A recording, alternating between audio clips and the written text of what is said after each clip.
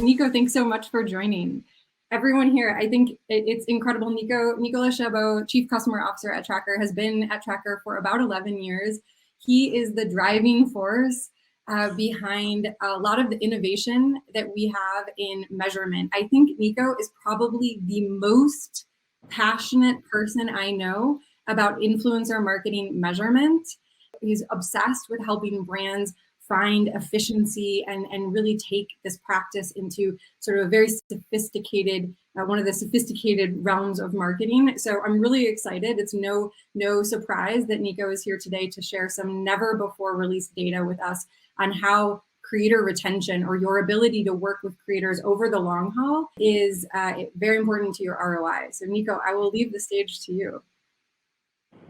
Thank you, Evie. Hello, everyone. We're going to talk about the rise of creators. This is a bit of a trendy word these days, but mostly we're going to focus on what it means for us, marketers, and the KPIs probably that we need to start looking at when we think about our creator strategy.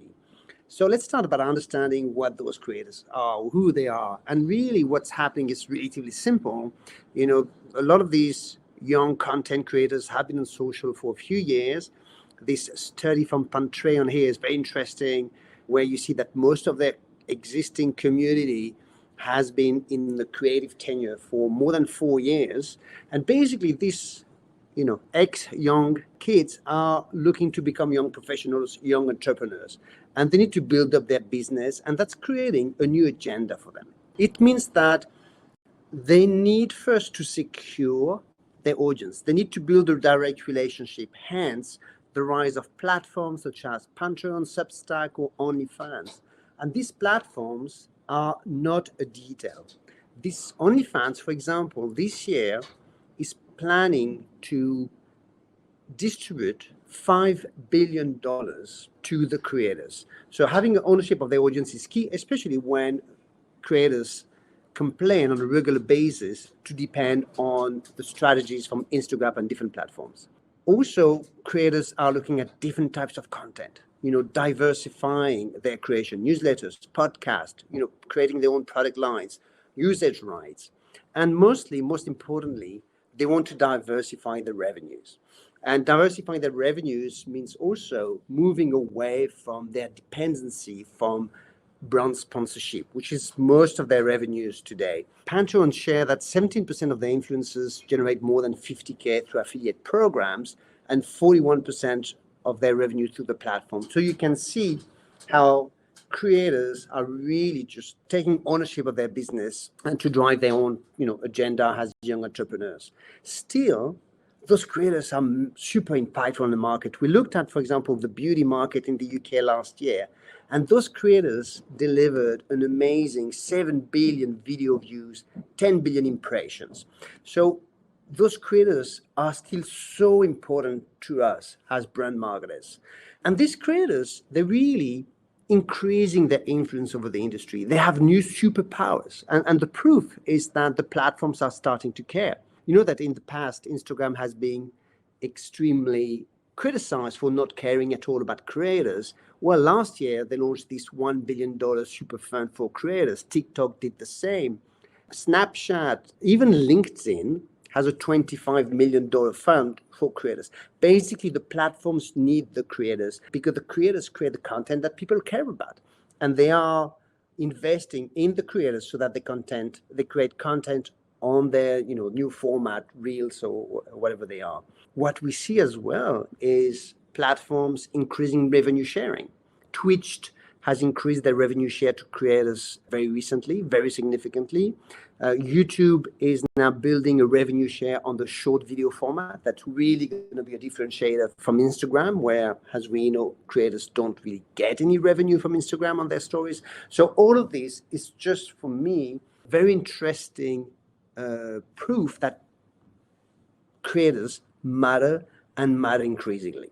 Here on this little graph, you can see how we've sort of ranked all the different brands in the UK based on their share of influence. We measure that through their share of VIT, our own Traackr score, and how that maps to the creator community size. And you see that there's an exponential correlation between my ranking and the size of my community, which means that for brands who want to increase their share of influence, building the size of their community is absolutely critical in a context where creator inventory is limited, especially for the good creators, and the cost of collaborations are increasing.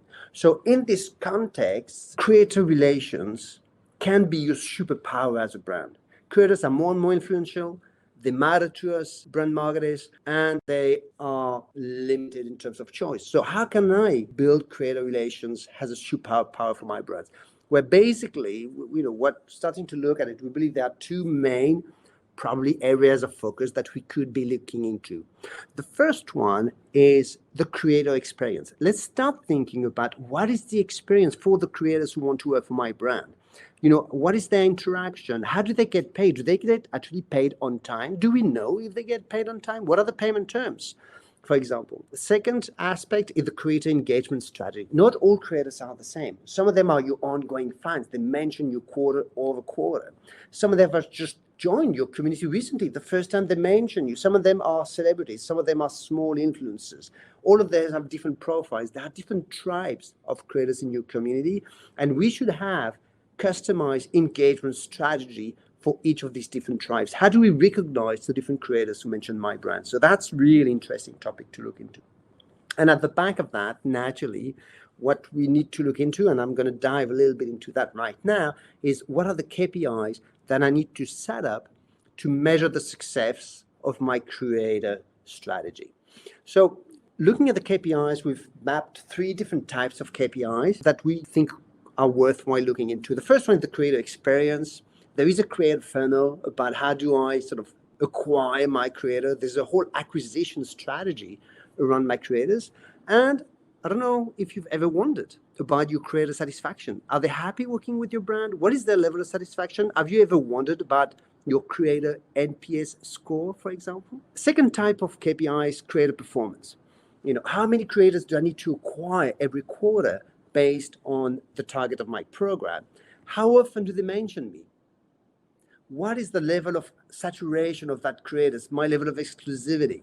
And we know that this is becoming a problem that creators are also becoming very aware of. Hence, they want to limit their brand collaborations. And the key criteria, and we're going to talk about it because we believe that retention is really an important KPI for us to start with. Retention is the percentage of the influencers that have mentioned me in one quarter that will mention me in the following quarter. How many have I retained from one quarter to another? And we will see how retention has a key impact on my program cost. And finally, creator ROI KPIs. Many brands, many of us are really looking at cost per engagement, cost per views on my sponsored engagement. But very often we forget about the cost of acquisition. Cost of acquisition can be very high. I need to discover. I need to vet my influencers. I need probably to do a background check from some of them to make sure that they are aligned with my brand values and my corporate guidelines. I need to negotiate a contract. I need to negotiate payment terms. I need to, etc. So acquiring influencer can be a huge cost for an organization. And we think that introducing a KPI like a program CPE that covers all the costs of my program from acquisition to all the management fees, not just the sponsorship fee, is an important KPIs to look into. So I guess let's have a look at this creator retention. So why do we believe that it's such an important KPI? And I think this little graph will make it very clear.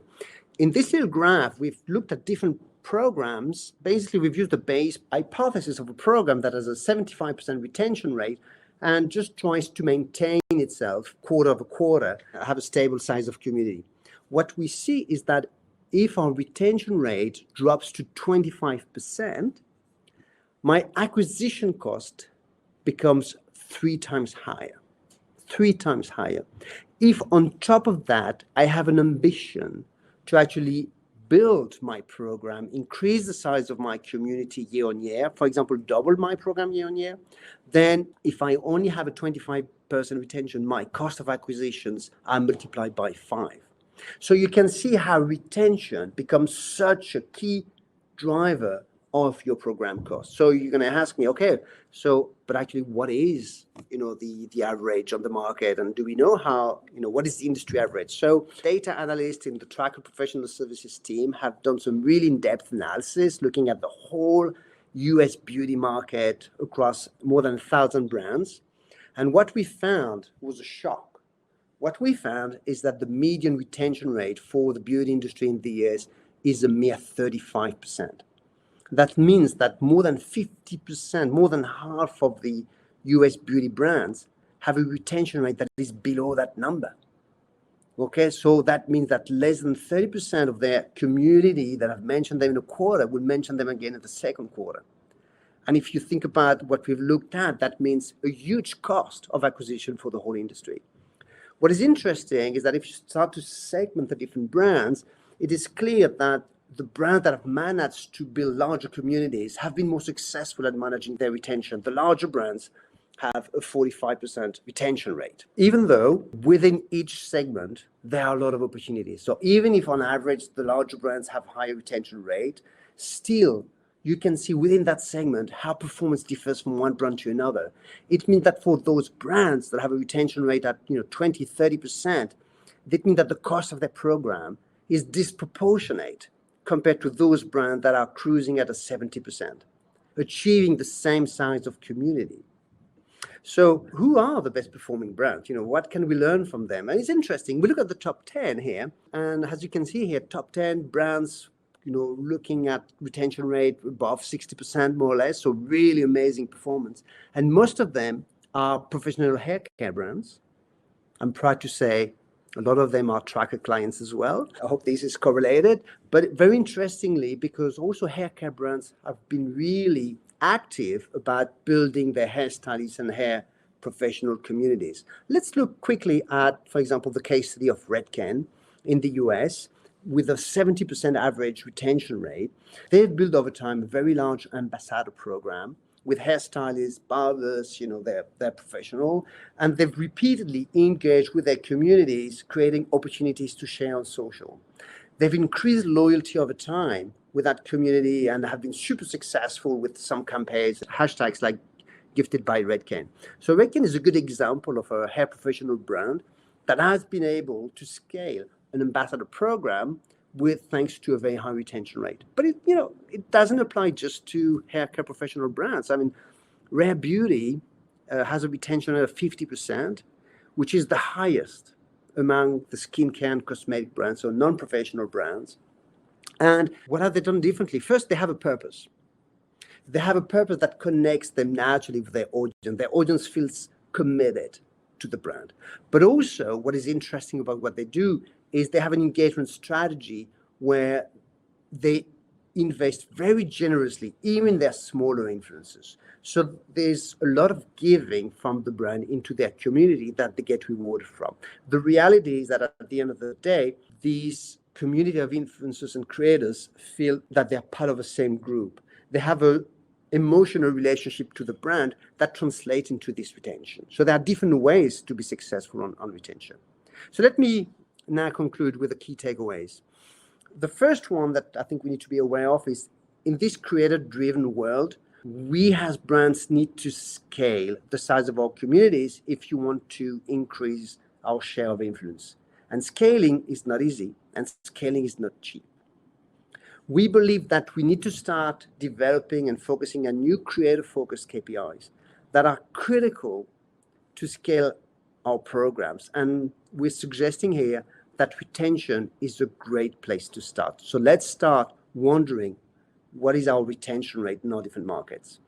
Beyond that, we need to start looking at our cost in a more comprehensive way, not just cost of the sponsored content that we do, but the overall cost of our program that will enable us to really understand acquisition costs, management costs, and the impact of churn and retention on the program cost. And finally, let's start to think about our creator experience. Let's start to really understand how our creators feel about our brand and what we're offering to them, because that's really going to be a key driver for my retention and therefore for the success of my program. Thank you very much. Thank you, Nico.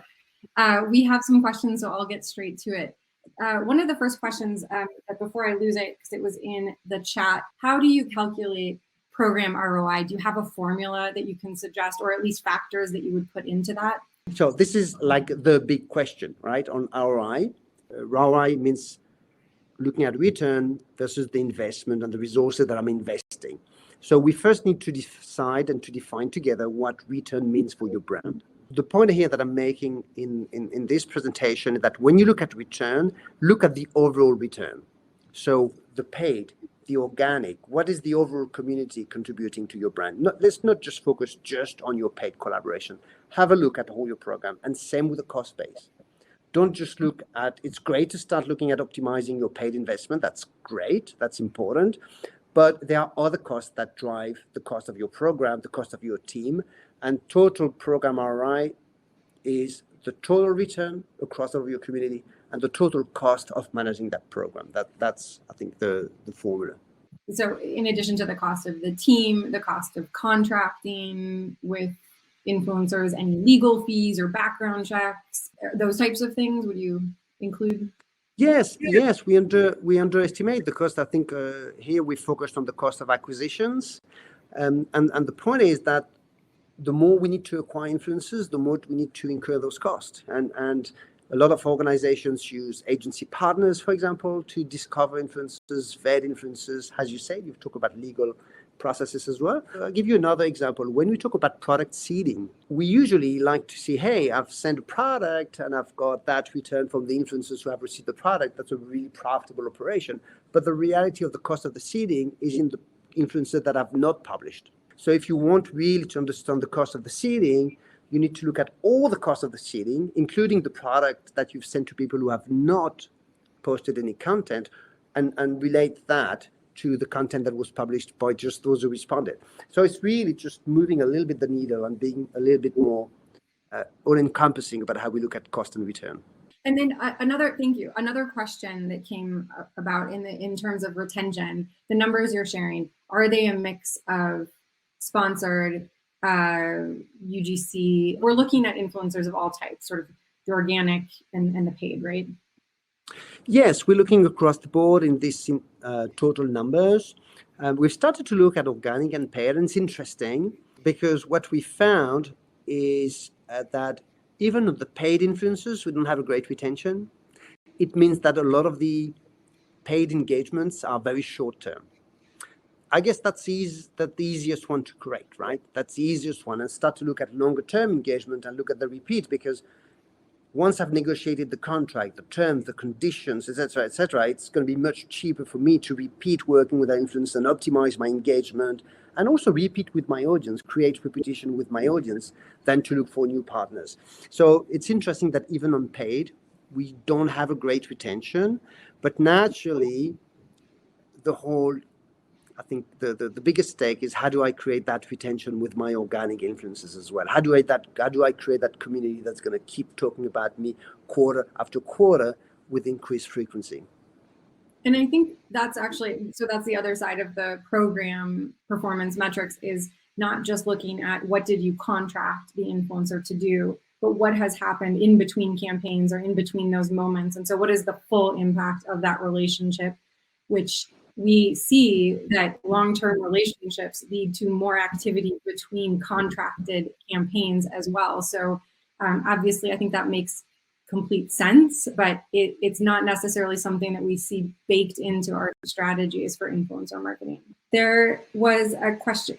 There's a question about, like, what percentage creator retention should we be aiming for? So we've seen some better scores, some really bad ones.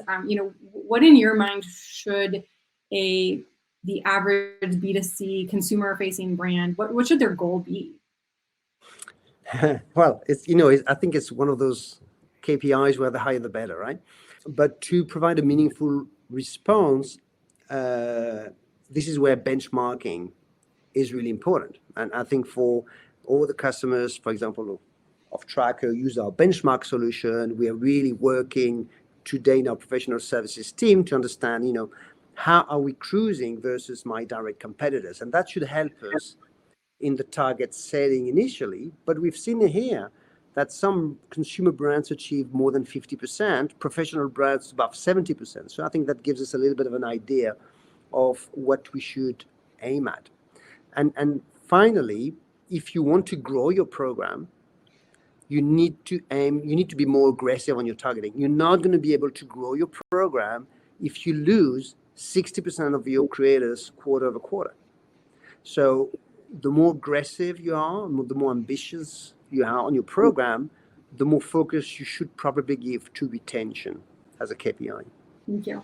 There's a question about, do you have any sense for the average creator marketing budget or spend, what as a percentage of total marketing spend? Do we have any indication of that?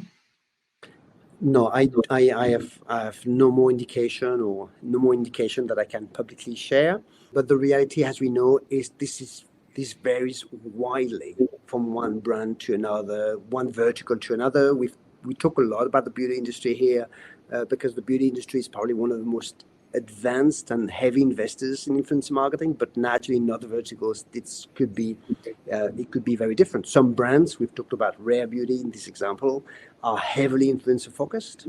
Some others, more maybe historical brands, have definitely a different history. So I don't think there's a standard or average number that makes sense for all, and I'm not aware of any public number out there that we can reference.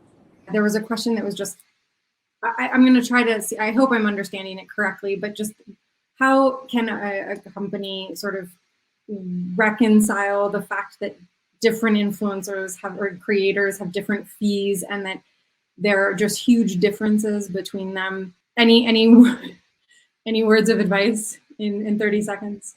Yes. And that's really something that we work a lot on with our clients, is we need to really start correlating the fees with the performance. And we need to have some well-defined guidelines about what we do with collaborations that are outside of my financial KPIs. And there are really amazing opportunities to just simply reallocate budget between my influencers based on their performance. So that's a discussion that we should definitely have. Thank you, Evie.